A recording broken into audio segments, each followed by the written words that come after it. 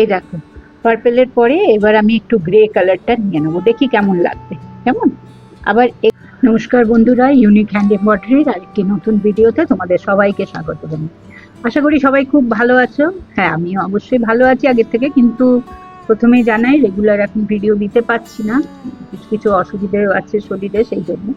তো যাই হোক, আজকে আমি তোমাদেরকে দেখাবো কুর্তিতে কিংবা শাড়িতে শুরু করে কিংবা ব্লাউজে শুরু করে লাম্বানি ওয়ার্ক কিভাবে করবে। ফার্স্টেই তোমাদের এরকম একটা সিম্পল লাইন টেনে নিচ্ছ, ঠিক আছে?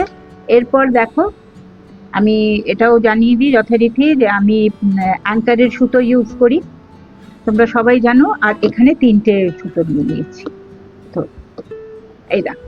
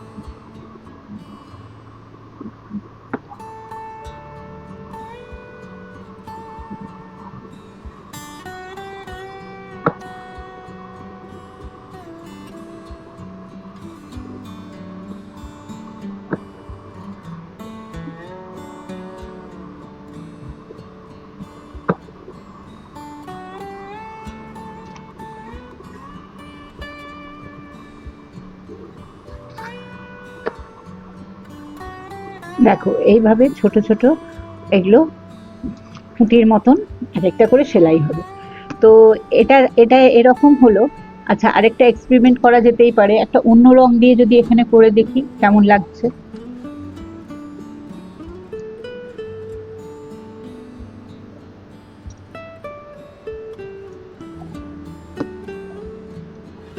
এই দেখো, পার্পেলের পরে এবার আমি একটু গ্রে কালারটা নিয়ে নেবো, দেখি কেমন লাগবে। কেমন?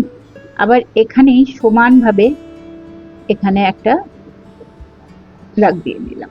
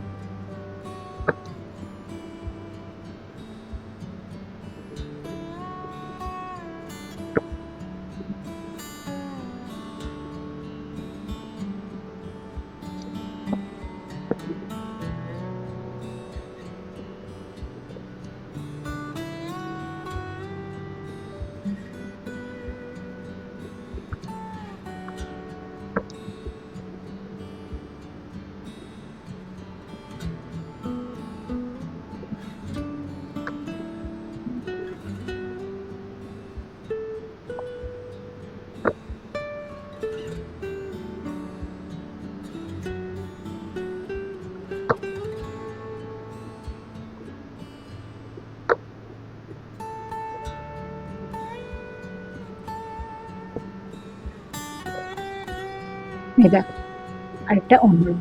তারপরে আবার যদি আমি এই রংটাও দিতে চাই তো কেমন লাগে দেখি।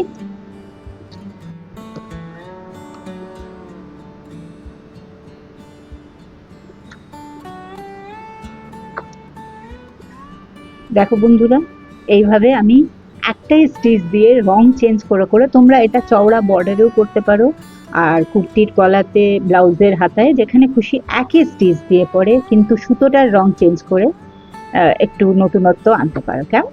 তো আজকের স্টিচটা একটা লাম্বানিরই একটা স্টিচ দেখালাম। আর যদি তোমাদের আজকের ভিডিওটা ভালো লেগে থাকে তো অবশ্যই একটা লাইক করে কমেন্ট করো, আর বন্ধুদের মধ্যে শেয়ার করে দিও। কেমন? আর নিশ্চয়ই কমেন্ট করবে, তোমাদের কমেন্ট আমার জন্য অনেক মহত্বপূর্ণ, আর তোমাদের কমেন্ট পেলে খুব ভালো লাগে। তো তাহলে আজকের ভিডিওটা এখানেই শেষ করছি। দেখা হচ্ছে আগামী আরেকটা নতুন ভিডিওতে। ততক্ষণে সবাই খুব ভালো থেকো, সুস্থ থেকো, আনন্দ থেকো। দেখা হচ্ছে আরেকটা নতুন ভিডিওতে।